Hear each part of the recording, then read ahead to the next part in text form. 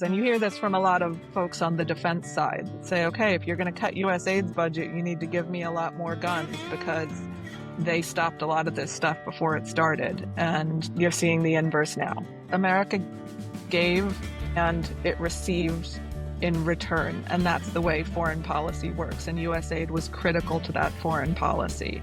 And now we have a situation where USAID is being eliminated and the State Department is being cut. And the way that the US engages in the world, that reciprocal relationship, is being treated as if it never mattered at all. But I think we will find that it matters quite a bit to engage constructively with the rest of the world through foreign assistance and other forms of diplomacy. All right, welcome back to Unsung Americans, a podcast showcasing stories from frontline aid workers. Today, I'm especially excited to be joined by Sarah Atwood Barma, who spent most of her career overseas working in the field. She's going to be sharing, among other things, some stories about how we partner with private industry and mobilize private capital in service of the countries we were working in or that she was working in and American interests. So like, subscribe, and share, especially with your skeptical friends and family. Sarah worked overseas for a lot of the last 10, 15 plus years in the Middle East, North Africa, and is here to share a bit about those experiences. Sarah, maybe we can just start out with you telling us a bit about your kind of background and what made you get into doing this kind of work. Yeah, sure. So I'll just start out by saying that it's actually been 25 years, give or take, that I've been living and working overseas, going back and forth. Mostly in Europe, the Middle East, and Africa. And so that has been kind of a diverse and really rewarding experience. I've worked with nonprofits, with the UN, as a USAID Foreign Service officer for 11 years, and also as a consultant. And a lot of people ask me or have asked me over the years why I got into this, because I'm from Nebraska and that's not the typical career choice of someone who's from Nebraska. Most of my progenitors were farmers, and it just, it doesn't always, one doesn't always add up. But I had always kind of, since I was a kid, I had really wanted to help folks that are less fortunate than me, kind of traditional do-gooder mentality. And as far as I could suss out, when I was kind of thinking of these things as a kid, thinking about what I wanted to do when I grew up, it seemed like there were bigger problems overseas than there are in the US. And kind of with the benefit of hindsight, I understand better that there are quite a few issues in the US that I could have stayed and worked on.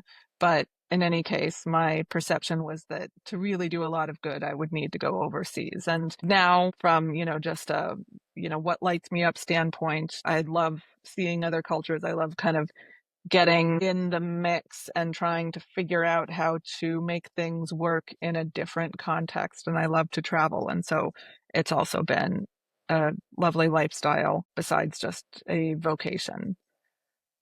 I'll leave it at that. Yeah. And actually, you said something there that's interesting that it's not the same experience, but I've thought about this and with all the different people we've worked with in our world. And in many cases, people who've done foreign aid work have done some similar work domestically as well. Think to your point about thinking or learning more later on that maybe there's plenty of things you could have done domestically that were reaching out to help people or serving people that were in need. I think kind of, I don't know if it's in fairness or how to quite frame this, but I don't think it's either or. I think there are a lot of good people doing good work domestically in that space. And it doesn't mean that, in my view, and I think probably in yours and many of our peers and folks who've done foreign aid work, it's not really either or. It's kind of, why would we not? We can get more into the details of that or kind of maybe later on as it comes up. I thought it'd be very interesting for us to talk about an area of foreign aid work that I think has always been particularly unknown and really has not gotten a lot of attention. And that is how the US government, and USAID in particular, partnered with private industry, in many cases, large American companies. But USAID actually partnered with the private industry a lot which often involved a mobilizing investment from the private sector. So the idea that it was just the United States spending all this taxpayer money in a given place is a bit of a misnomer. So I say all that because I know that this was an area where you worked quite a bit. And I believe you were the private sector engagement specialist in Egypt for a time. Is that Yeah, the private sector engagement advisor. Yeah. advisory? Yeah. Okay. So maybe you could just speak a bit to, what did that role look like, and what are some of the specific things you did, or that you did with USAID in Egypt that involved partnering with the private sector to achieve something? Yeah, sure. I'd love to talk about that. And I mean, it's interesting because it brings up the broader point. Another thing that I didn't realize when I was kind of choosing my career as a young adult, that so much of what USA does is not only helping folks overseas, but is really doing a lot to serve different American interests. And certainly the work with the private sector is a great example of that. So I think that really gets to the larger point that I had kind of realized later on about working in development assistance overseas, is that the benefit is really as much to folks overseas as to Americans, and there's a lot of different aspects of it, but one of them is certainly in terms of commerce and trade. And as a private sector engagement advisor in Egypt, I was really working to figure out how we could maximize the value of our full portfolio, which in Egypt was about $125 million a year, in development assistance, how we could maximize that value and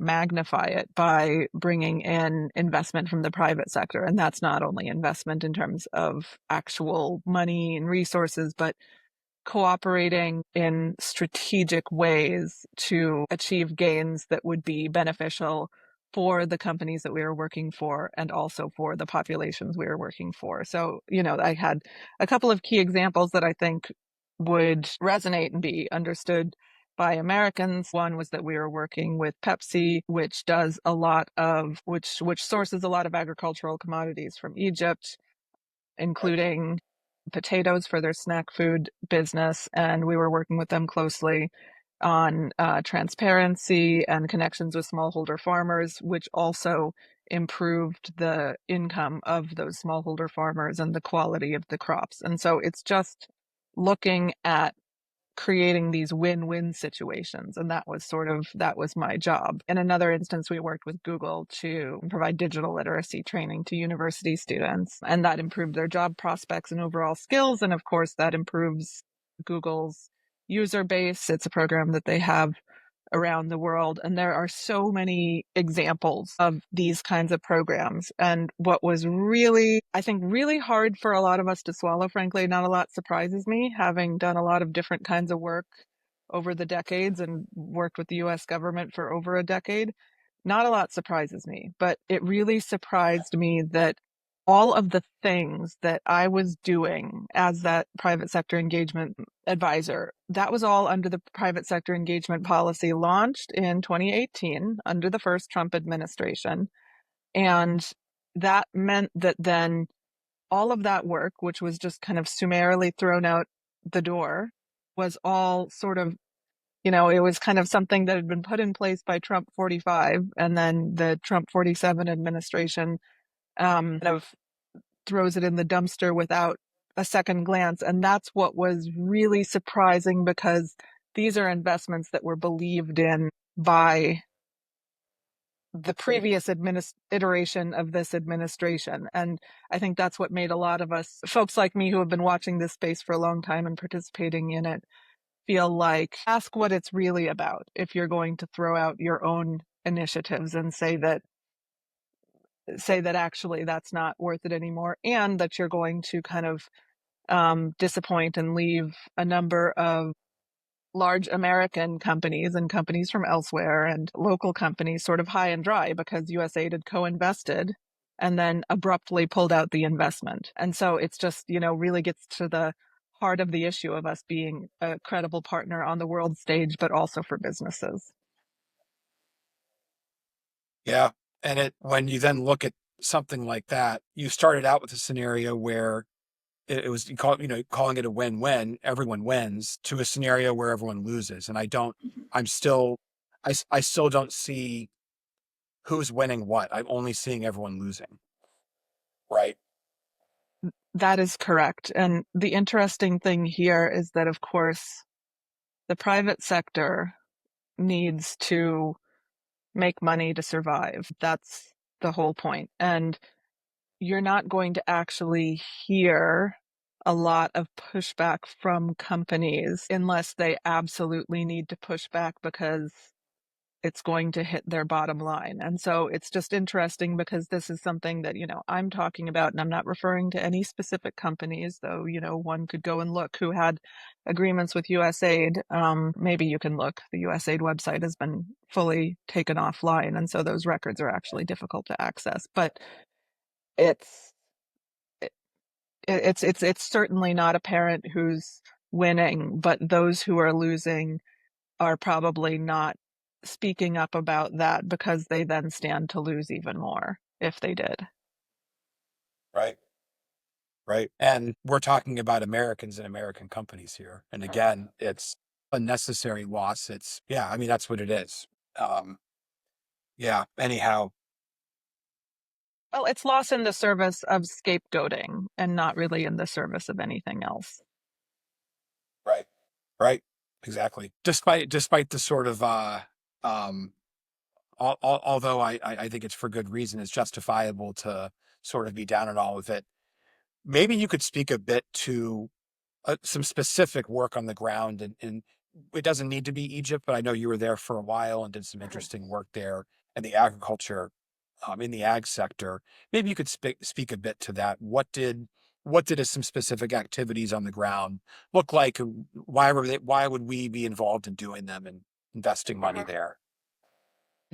Yeah, some specific work that honestly I was helping to work on through my whole career was USAID's work under the Feed the Future program, which is kind of a agricultural program. It's very close to my heart as a Nebraskan and sort of a first generation not farmer. And it's basically um, in various countries in the world helping farmers to develop better techniques, use higher quality seeds, use higher quality inputs, other realms like pesticides and fertilizer to be able to feed more people. And it had reached 33 million people just in 2023. It had 27 focus countries, and there was a lot of good work that we were doing in Egypt, which I can speak to a little bit more. Over 6 million farmers were applying improved practices, which basically just means, they're growing better food, healthier food, more food. They're storing it in a way that it's not spoiling. And we're seeing kind of what you saw under different administrations wanting countries to be more self-reliant. That was particularly the case, sort of the tagline under the first Trump administration. This is helping countries to be more self-reliant, growing their own food, and at the same time, it's helping US farmers because there are exchanges going on. Some of the research under Feed the Future is actively helping US farmers on some of the similar problems that they face. And more broadly, the humanitarian food aid, um, which is which is a little bit separate, but still in kind of the same bucket. That is buying agricultural commodities from American farmers, which, of course, that's again supply contracts that were cut off with the wholesale cut of aid, but you're not necessarily going to see the farmers talking about that because they stand to lose a lot more by speaking up than they would by just kind of swallowing it and finding another place to supply to. And Egypt, we did a lot of really cool stuff with different private sector companies, not only PepsiCo, but many local companies to just improve the whole supply chain. So, of course, you need to be growing food in a way that maximizes productivity. But then there's a whole chain where you need a cold chain to transport certain foods to get them to markets. You need certain kinds of mechanization to be able to improve foods to export. So, for example, in Egypt, they grow a lot of tomatoes. You can only sell so many tomatoes to Egyptians. However, you can sell a lot more sun-dried tomatoes to the whole world. And the same is true for herbs and spices. But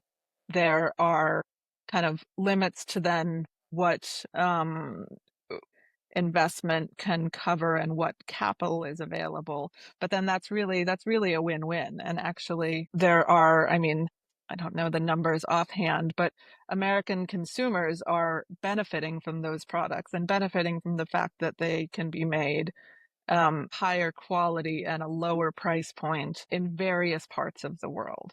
And so I think this is one of those things that you're going to see after the fact, that there's aspects of USAID programming that you wouldn't be able to isolate unless you knew about it.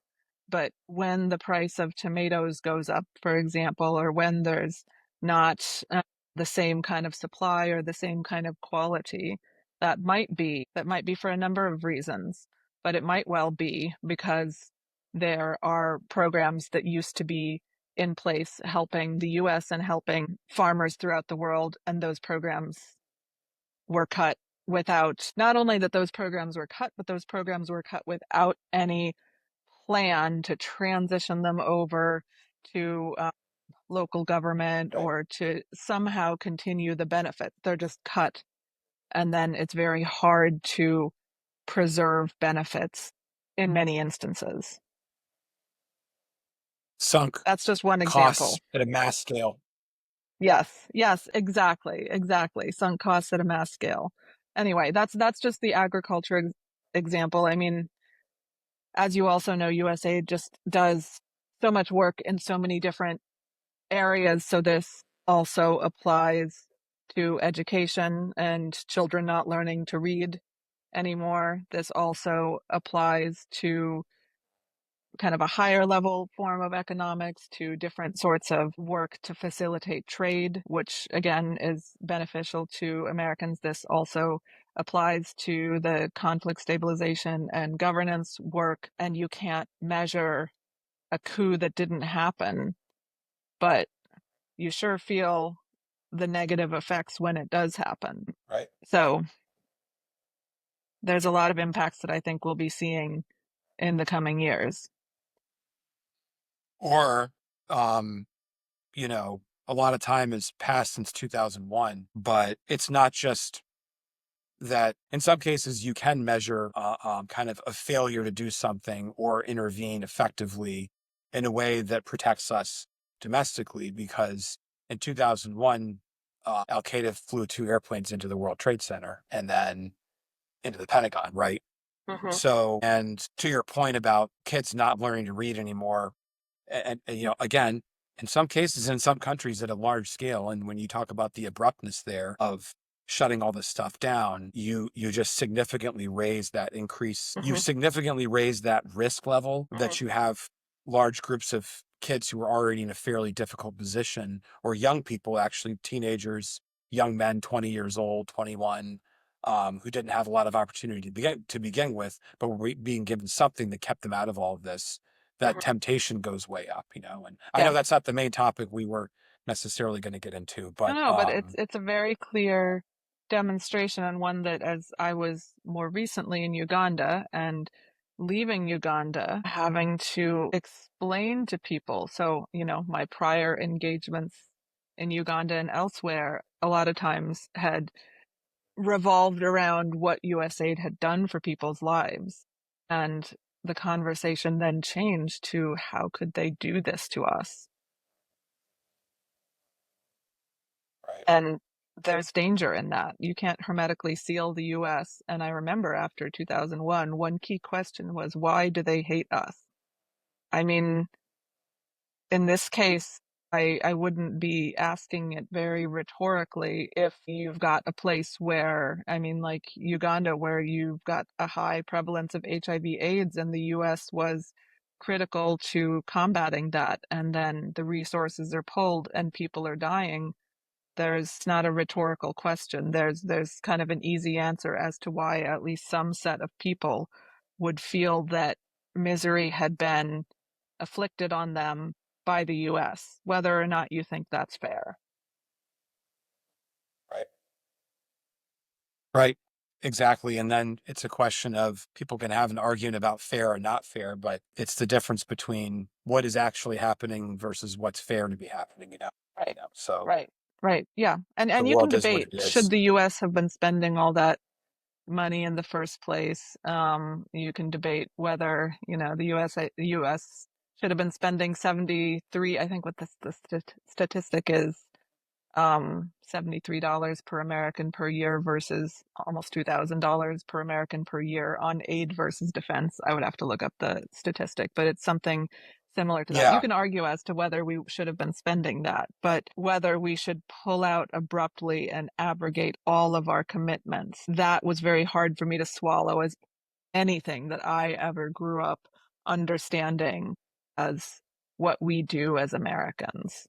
And it was very confusing for people overseas as well who had come to see Americans in a certain way and then been betrayed. Yeah, exactly. And again, going back to those numbers, whether it's $73 a year or $70 a year or $6 a month, it's the amount of money that was paying that the average American was actually paying um was wasn't even a nice dinner out over the course of 1 year Hmm. um in the modern inflated economy. But um let me move over to kind of one last, maybe broader question, and we can go back to some specific examples of Mhm. frontline work here if you want. But Sure. um, why why does it matter? Why did it matter to do these programs? And why do all of this? So yeah, it's a huge question, and it's honestly one that's been really rankling me because there are so many reasons that USAID's work mattered, and I would honestly say the preponderance of them have to do with benefits to the American people versus even the countries that we worked in. And that's not to say, I don't know, from a moral standpoint, that one is more important to the other, but USAID was a foreign policy tool.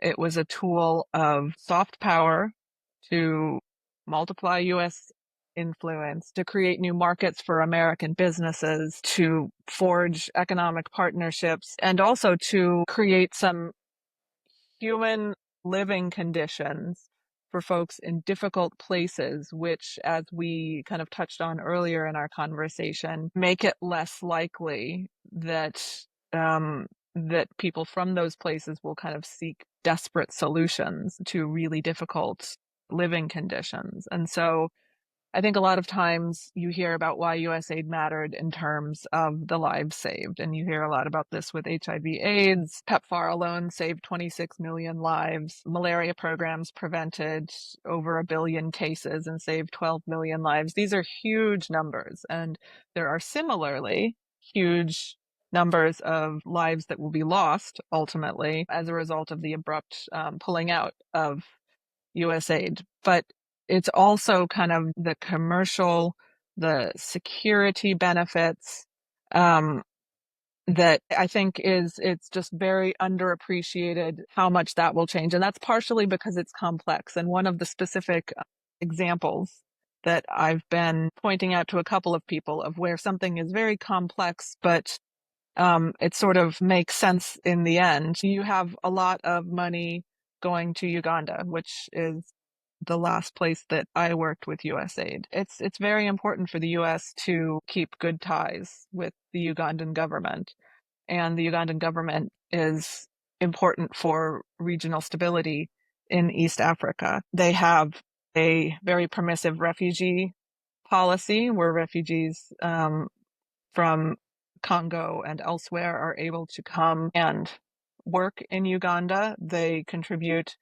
troops to the African Union mission in Somalia, which is very important for kind of countering Al Shabaab and just US national security in general. This is just one example of how, it's the whole relationship that the US has with different countries and what the US does to help that country's citizens and what it then gets as part of that broader relationship that now, I have no idea. I'm not in the foreign policy establishment anymore. But, one has to ask what's going to happen to the the behavioral patterns of different world leaders and frankly different populations when the US generosity as we would see it has been turned on its head. And so, this is literally just one example, and it's an example that's maybe a little bit maybe multifaceted, but hopefully, not too much so where we can just see it's America gave and it received in return. And that's the way foreign policy works. And USAID was critical to that foreign policy. And now we have a situation where USAID is being eliminated and the State Department is being cut. And the way that the US engages in the world, that reciprocal relationship, is being treated as if it never mattered at all. And again, I don't want to kind of come in with the doom and gloom predictions, and I don't know how this would actually materialize, but I think we will find that it matters quite a bit to engage constructively with the rest of the world through foreign assistance and other forms of diplomacy. Anyway, that's Yep. a lot, but I no, but it mattered a lot. I think it's actually very well said. No, I think it's very well said, and I happen to agree very strongly with everything you said, and unfortunately share your some of the doom and gloom. Um, One more thing we could talk about is an example of doom and gloom. We could talk about Gaza. And I Yeah, was watching, I can't remember who it was, one of the senior most humanitarian workers, and I believe from UNHCR, I can't remember which agency, but not USAID because it was recent and he still had a job. yeah, But he was talking about having visited very recently the most dire places in the world, war zones, humanitarian crisis zones, and South Sudan, for example, and then going to Gaza very recently and seeing that it was even worse than anywhere else on the planet he had seen. Once again, just to emphasize, this is someone who's going to the worst places, the most dire places in the world. Why is it so much worse there? And anyway, I think you have some perspective on this that maybe you could share related to related to the doom and gloom and what happens when we don't have this infrastructure in place. yeah, yeah, absolutely.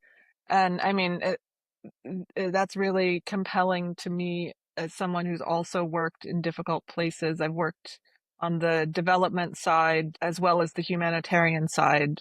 And for listeners who aren't aware, that would just be kind of more emergency situations versus more stable situations. So I've led a program with Somali refugees in Yemen. I've coordinated work in the Central African Republic.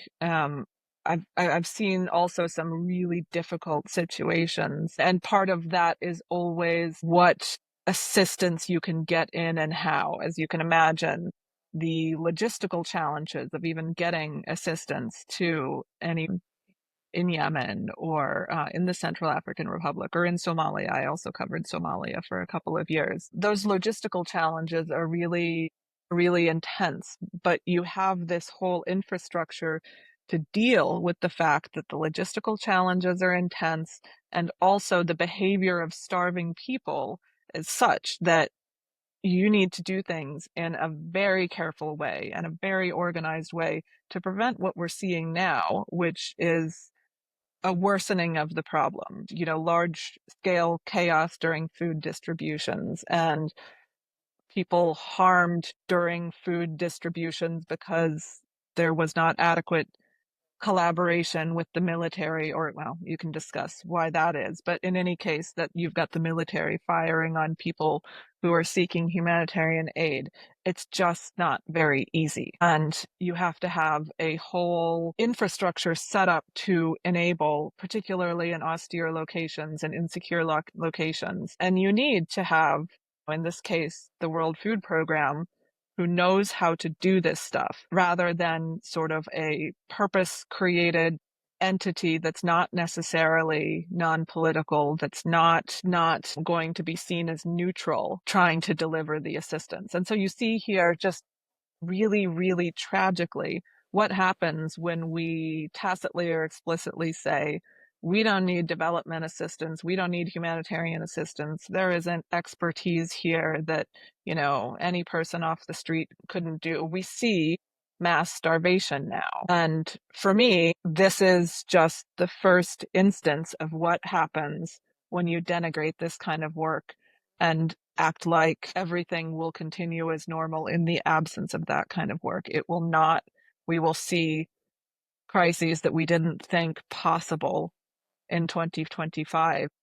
Think it's just, you see something that, well, I also have friends working on the humanitarian side, and when they have been able to get into Gaza, they talk about it as post-apocalyptic. And I think that's what you will see more of without that system, which I am always thinking of Churchill when I think about, kind of the system of international development, because for all of us who work in it, it can kind of drive you crazy. There's so much coordination. There's all this international coordination needed, different cultures. It's hard.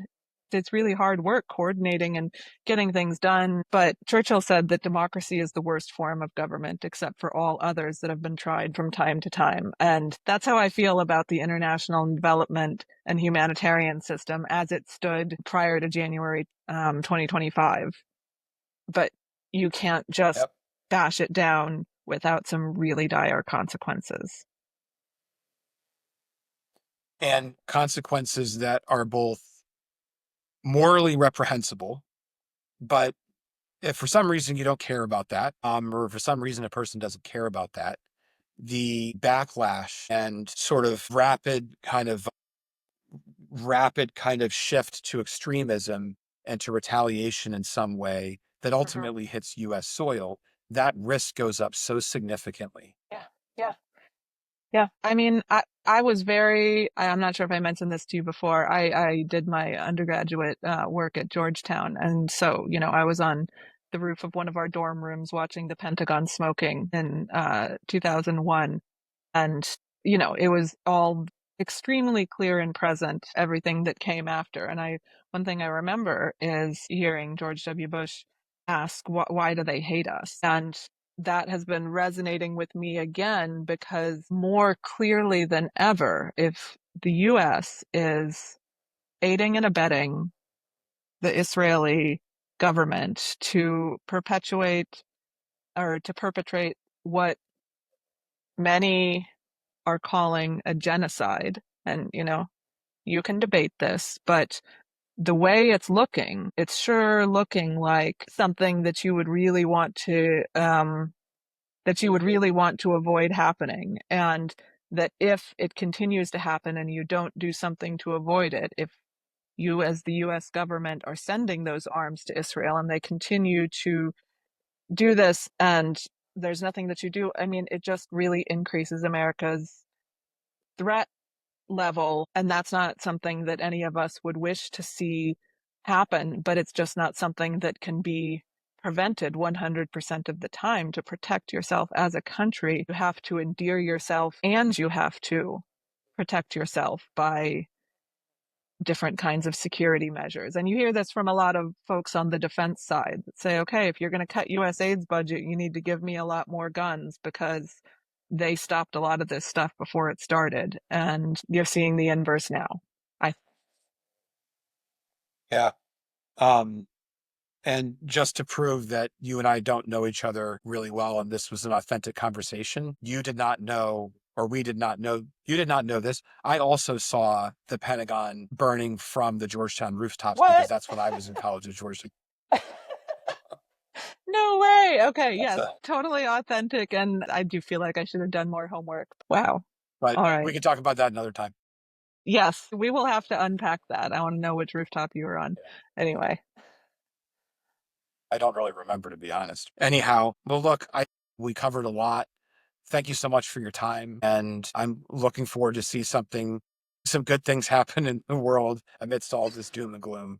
I certainly hope so. I do think, I mean, I really appreciate the opportunity to have this conversation and appreciate the opportunity to just be able to talk through some of the things that were said which are not true and just try to unpack some of this really kind of like complex ball of yarn that is the US government and how it works, and show those who haven't been inside that this isn't about malign actors. This is about something that's really tangled that we as a country owe it to ourselves to understand and fix so that we can untangle it properly. You can tell here that I crochet and I've dealt with some yarn in my time. But it's just, something that we all owe to ourselves. So it's nice to be able to at least, talk through things in the hope that it can get us to a better future. All right. That's a wrap. Thanks a lot for joining us and listening all the way through. Once again, like, share, and subscribe, and we'll see you next week.